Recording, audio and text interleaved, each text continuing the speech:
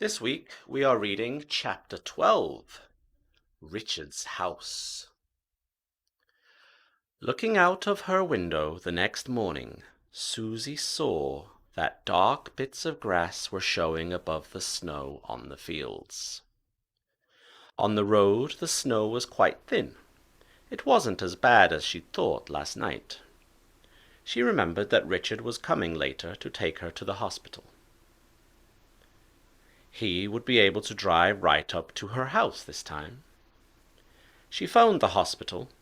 The nurse said Charlie was fine, but he'd had an uncomfortable night. Susie told the nurse she would go to visit him later. She wasn't sure when. Her phone rang.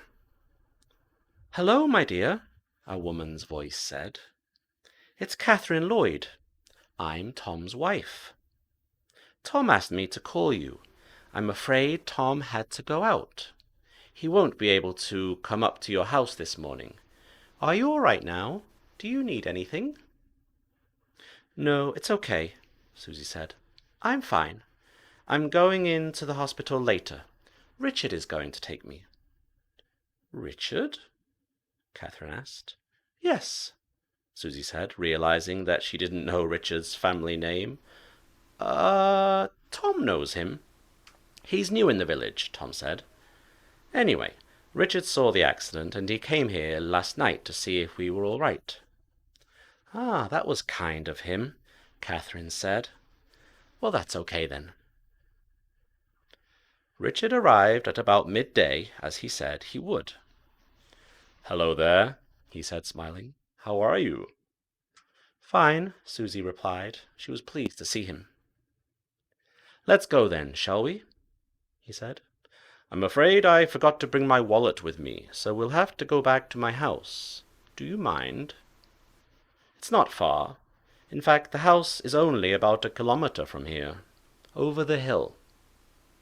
By road, you have to go back down to the main road and take the next turning, but it doesn't take very long." "No problem," Susie said. "Anyway, I'll show you my house. I'm sure you'll find it interesting." "Oh?" Susie wanted to know more. "Yes," Richard talked on, smiling warmly at Susie. "Actually, it used to be my family's house, a long time ago. When I came here for a visit one day, I found that the person who owned it wanted to sell it. I decided to buy it immediately." "Oh, so where did you live before then?" Susie asked. "Well, Europe for a number of years. I was there on business, but I got tired of always moving and living out of a suitcase. I decided to stop working for a bit. I'd made enough money not to have to. And I've got enough to spend some on the house, too." "How nice," Susie said, thinking how nice it would be not to have to work. But she wouldn't want to live on top of a Welsh mountain for the rest of her life. Too quiet. No one around to speak to. "Oh, look," she said as they passed a group of men in dark jackets standing by the side of the road. They wore hats and boots and were carrying guns. They were looking across a field towards some woods. "Do you think they are hunting for the beast of Brimemore?" She smiled at Richard. "Probably," he said. "But I don't think they'll find it at this time of day, do you?" "No," she agreed, laughing. "It's probably asleep somewhere." They drove round a corner and Richard said, "There it is." "Oh, goodness!" Susie cried. "For a moment I thought you meant the beast. Is that really your house?" Ahead of them, at the end of the road, she saw a beautiful stone building. There were 10 windows on the top floor and 8 on the ground floor. In the center was a large front door with a pretty roof over it. It was a very big house, built in the 18th century probably, Susie thought. It must be the house of a rich family. She hadn't expected this. Yes, it needs a lot of work, Richard said. Does it? Susie replied. And as they got closer, she could see that many of the windows had no glass. The front wall of the house seemed to be all that there was. If the wind blew, it might just fall down, like a building made of cards. So you're actually living here? She asked. Well, yes, there are a couple of rooms that are okay, Richard said. It's not very comfortable, but I don't mind. He stopped by the front door and they got out.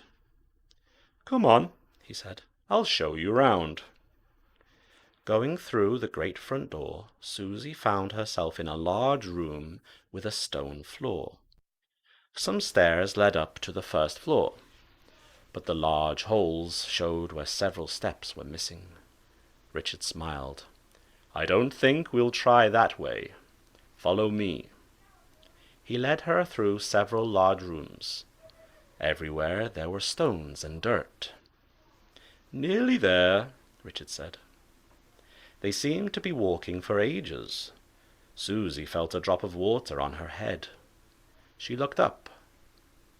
There was no floor above her. She could see the sky through the holes in the roof. They went up some narrow stairs, past glassless windows which looked down over the road.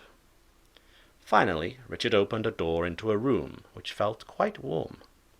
A fire was burning, and there were chairs and a sofa. Have a seat, Richard said. Would you like some coffee? Really, Susie wants to get to the hospital to see Charlie. What should she say? I've just remembered something else that I haven't done, Richard said. Before she could answer, I'm sorry, it's going to take me a moment or two.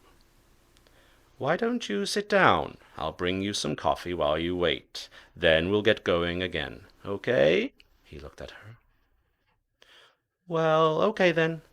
Yes, some coffee would be great, Susie said, sitting on one of the rather dirty chairs near the fire.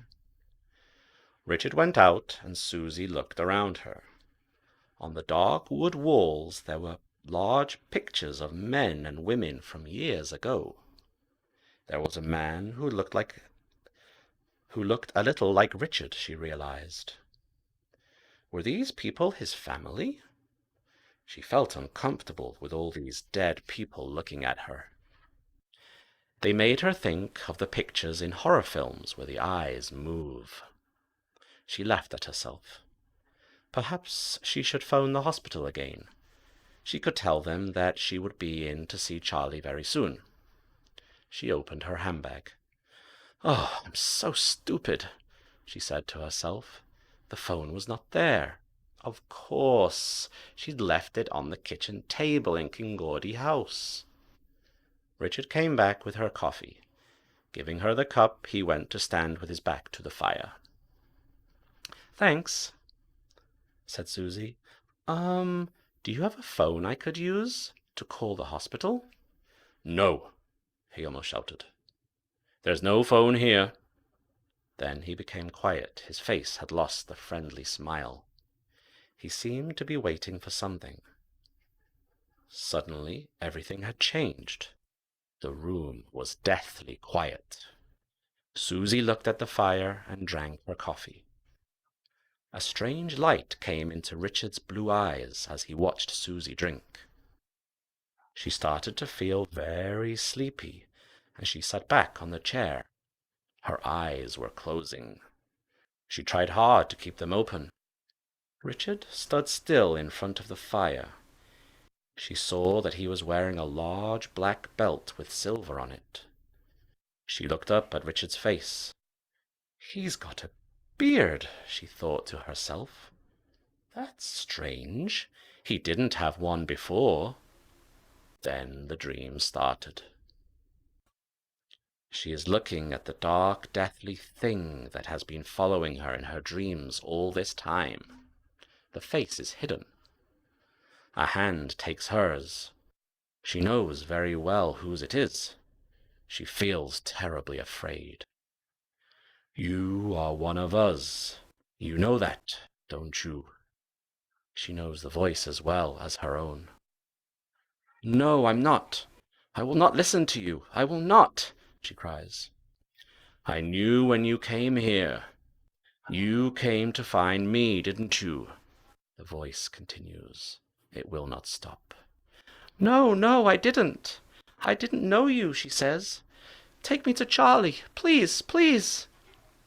You don't really want Charlie, the voice tells her. You are mine. You know that in your heart. And she feels herself beginning to move towards him. He is right, perhaps. She will do anything he wants. She cannot stop herself. Wow, things have taken a change here. She's in Richard's house. Is Richard the one she knows? The person is familiar. He has a beard, but Richard didn't have a beard. What's going on? I look forward to talking about this with you in class soon, and then we'll move on to the last chapter, chapter 13. Thanks for watching. Bye-bye.